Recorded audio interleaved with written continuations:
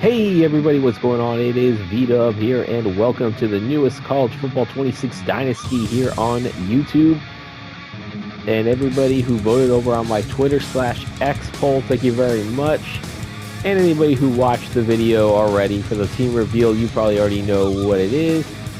And judging by the thumbnail, you guys already know that it is the Boston College Eagles. As you can see here, they are in the ACC.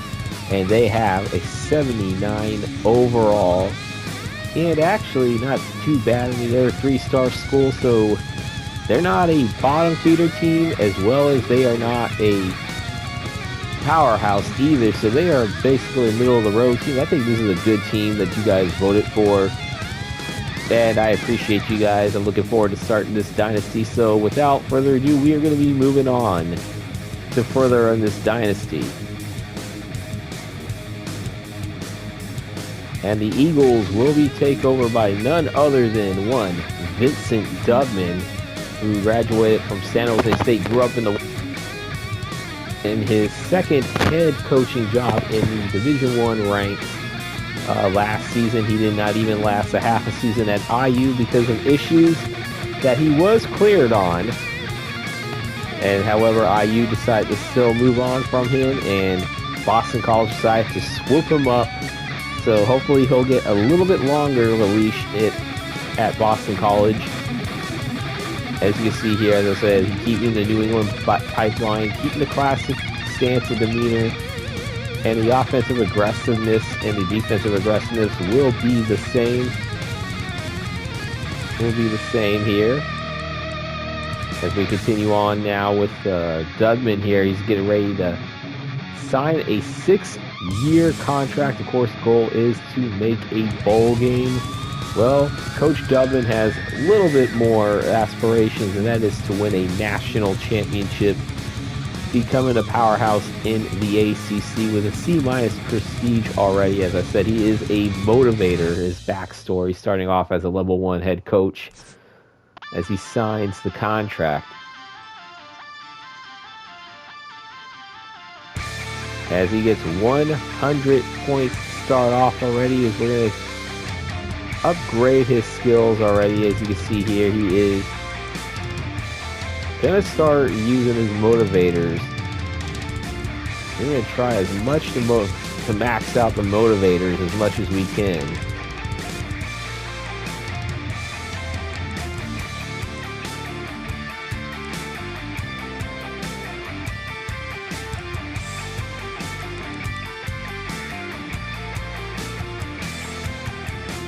As I said,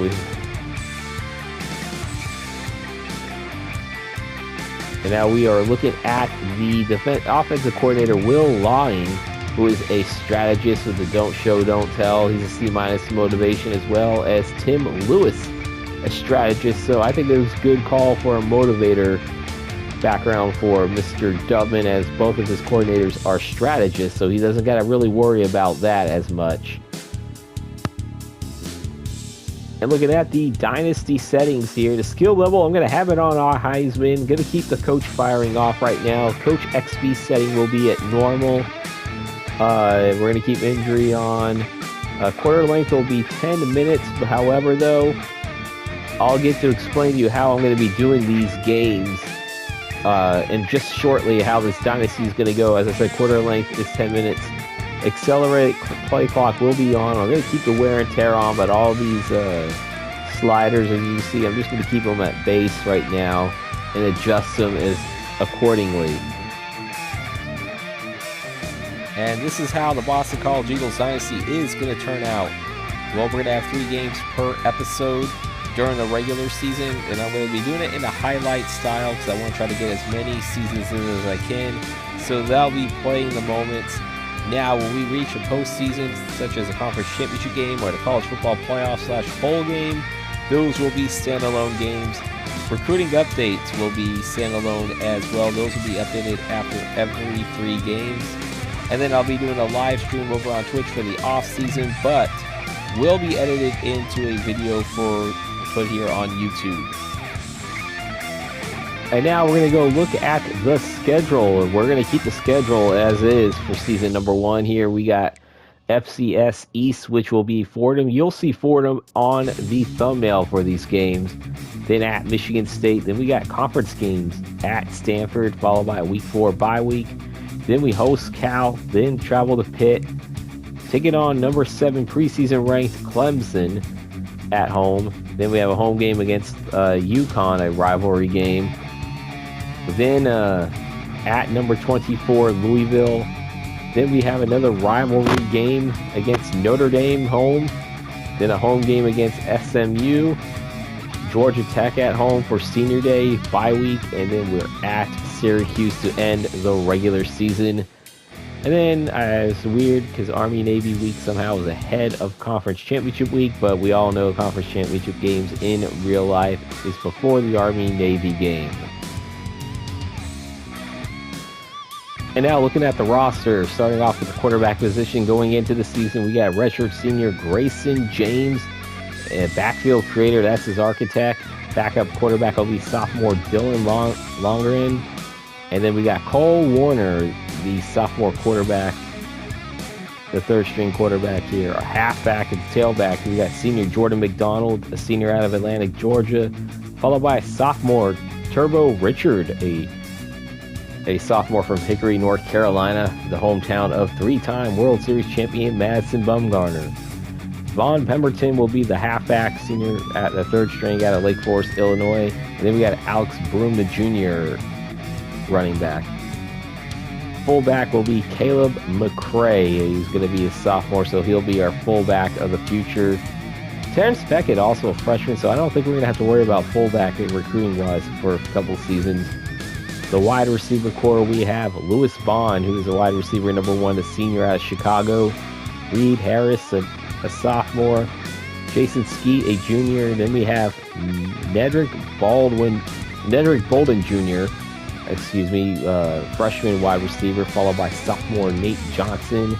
And then Jonathan Montag Jr., a freshman out of Zibion, North Carolina. The tight end room will have senior Jeremiah Franklin out of Maryland, followed by Zeke Moore from Roswell, Georgia, the junior. Ty Lockwood, another sophomore tight end out of Indiana. And then Danny Edgehill, who is a redshirt freshman from Franklin, Mass. So we got a Massachusetts player. So we got some Massachusetts player here. And then looking at the offensive line, Jed Bowery, who is a junior from Germantown, Maryland, followed by Jack Funk and Tap Sai. The guards are looking like this. Logan Taylor, left guard, senior left guard. He is from Canada. You can see it's a Bridgewater International. Amir Johnson, right guard. Naturally right guard, but they put him as a second string left guard. A sophomore out of Burlington, New Jersey, followed by Michael Crones from Shacklesville, Pennsylvania, the sophomore there.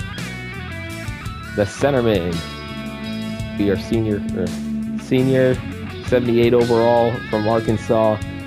And then you got Judah Pruitt, a 68 overall freshman, redshirt freshman from Lawrence, New Jersey. And then you have another freshman of Mark Jordan Brown. He might get the red shirt because he is a true freshman this year. In the right guard position, you got natural right guard Dwayne Alec, who is a senior out of Maryland. Then you have a natural left guard, Eric Doherty, sophomore from Michigan. And then you got Chauncey Worthy, another sophomore. In the right tackle position, we have senior Kevin Klein, Ryan Mickrow, a sophomore, and then we have Pape Sai, a redshirt freshman. In the left edge, we have Quintavious Hutchins, as I say, he's a senior. We got junior Willie Malone and junior Clive Wilson, so we might be doing some recruiting in this position. In the right edge, we have Edwin Clonje, a junior from Montreal, followed by Jalen Flint, who is a freshman out of Philly, and then we have Onwe Nwasisi from Indianapolis. Defensive tackles, we have Kendrick Alexander, senior. Then we have Ty Clemens, also a senior. Another senior, Owen Stoudemire. Quan Williams, another senior. And Chuck Nieto, a senior. So we're definitely going to be defensive tackle heavy coming up in this next recruiting class. In the Sam position, we have Davion Crouch, a senior. Then we have sophomore Ezekiel Branch and Haile Faoa, the sophomore from Hawaii. Then we go to Owen McGowan, who is I believe these are middle linebackers in this case.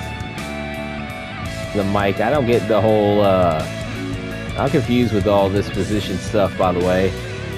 But we got Owen McGowan, who's a senior, followed by Haile Faoa. I can't pronounce his name. I'm going to have to learn these pronunciations. He is a sophomore from Hawaii. Nick Bayless, a freshman. And then we got Billy Van Pelt, a junior out of Houston. And then we got Jalen Blackwell, senior redshirt, followed by Jaquan Hodges, a freshman from Warwick, Rhode Island, and then Nick Bayless, another Maine player. So we got some New England players on here. And then we got the cornerback position. Max Tucker's a junior, followed by Amari Jackson and Ashton McShane, Isaiah Ferris, and then we have Zaire Torrance, sophomore out of Syracuse. Free safety-wise, we got Carter Davis, who is a sophomore, followed by Devontae Kemper, another sophomore. And then we got Omarion Davis. So free safety-wise, I think we're going to be good for a couple of years.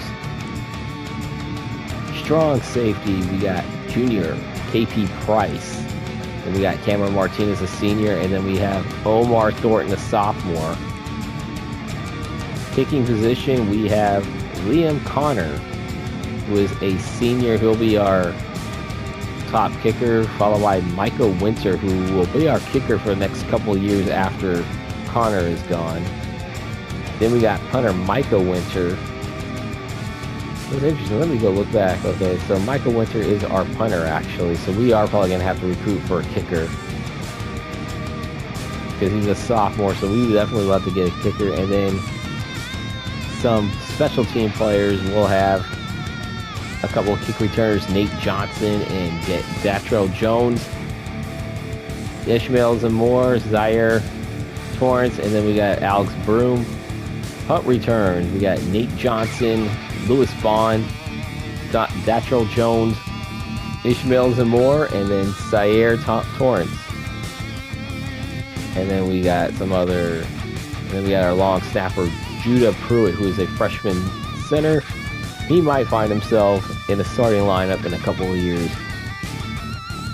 And then we're just going over other positions here, which really I don't really have time to look at.